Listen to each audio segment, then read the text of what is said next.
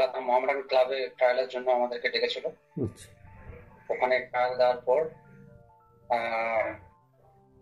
Selection match হয়েছিল, সেই ম্যাচে আমি পারফর্ম করি। ফার্স্ট ম্যাচে আমি 57 করি আমি। আচ্ছা তারপর ওখান থেকে আমাকে আবার দিল্লি যাবে।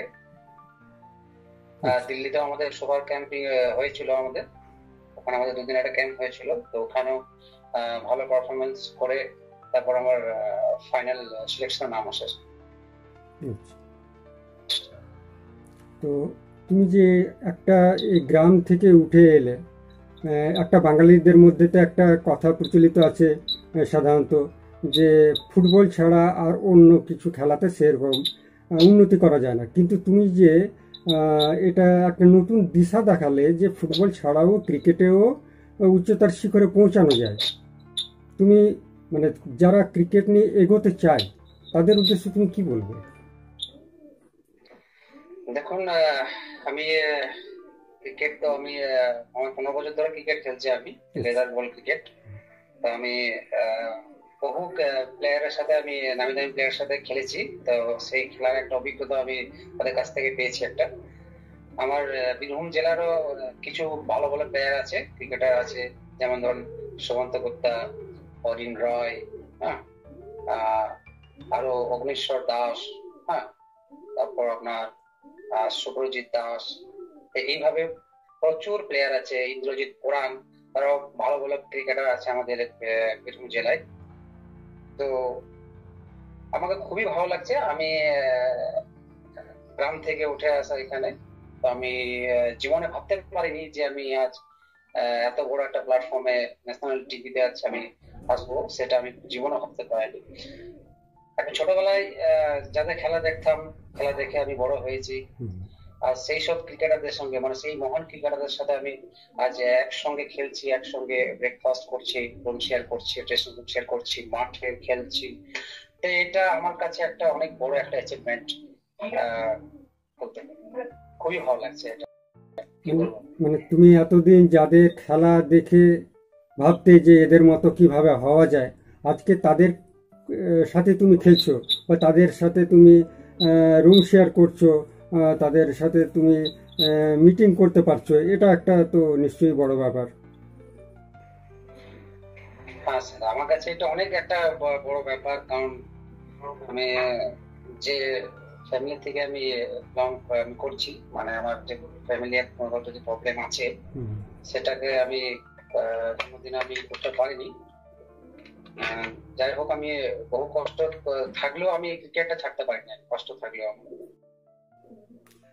তোমার গ্রামের বাড়ি কোথায়? আমার মাঠ পলসা, সাঁইথিয়া থানা, মাঠ পলসা গ্রাম। ওখানে খেলাধুলার পরিবেশ কেমন? ভালো পরিবেশ। মাঠ পলসা বরাবরই খেলাধুলাতে খুব এগিয়ে আছে, শুধু ক্রিকেট নয়, আদার্স অন্য যে খেলাগুলো আছে, অ্যাথলেটিক বলুন, ফুটবল বলুন, ভালো ভালো আমাদের গ্রামে ভালো ভালো প্লেয়ার আছে যারা ফুটবল খেলে, গ্রাম্য ফুটবল। তো ভালো।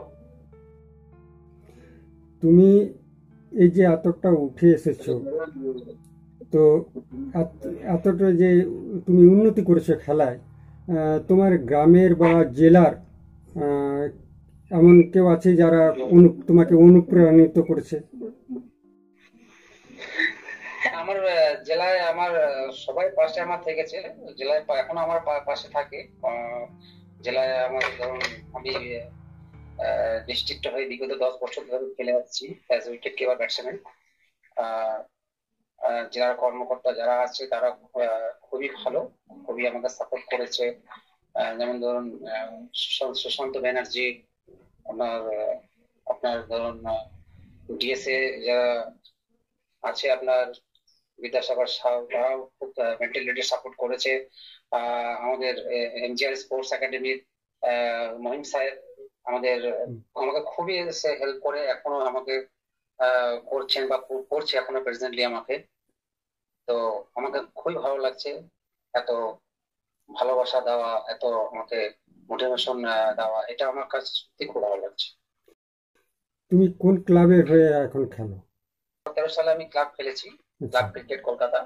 2 বছর ক্লাব ক্রিকেট খেলার পরে বাড়ির সমর্থ হয়নি যে কলকাতা থেকে ক্রিকেটটা খেলি বা থাকি, ওখানে অনেক একটা খরচার ব্যাপার আছে।